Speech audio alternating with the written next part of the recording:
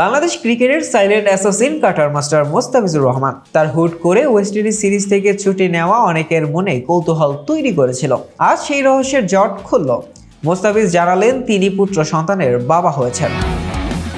নিজের verified Facebook ও x অ্যাকাউন্টে তিনি ভক্তদের সঙ্গে সুখবরটি ভাগ করে লিখেছেন, আলহামদুলিল্লাহ, আল্লাহর রহমতে আজ আমাদের ঘরে আশীর্বাদ হয়ে একটি পুত্র সন্তান এসেছে।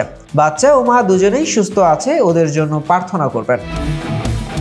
2019 সালে নিজের মেজ মামার মেয়ে সামিয়া পারভিন শিমুর সঙ্গে বিয়ে করেন মোস্তাফিজ। শান্তশিষ্ট এই ক্রিকেটার বরাবরই ব্যক্তিগত জীবনকে লাইমলাইট থেকে দূরে রেখেছেন, কিন্তু আজকের দিনটা বিশেষ।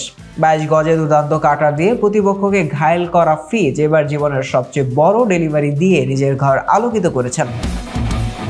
শেষবার মোস্তাফিজকে জাতীয় দলের জার্সিতে দেখা গেছে আফগানিস্তানের বিপক্ষে ওয়ানডে সিরিজে। তিনি ম্যাচে 8 উইকেট নিয়ে দলের হয়ে বড় অবদান রেখেছিলেন।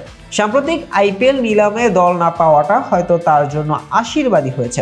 এই সময়টা পরিবারের সঙ্গে ছিলেন সন্তান জন্মের বিশেষ মুহূর্তে। এবার তার সামনে নতুন চ্যালেঞ্জ, বাবা হওয়ার দায়িত্ব।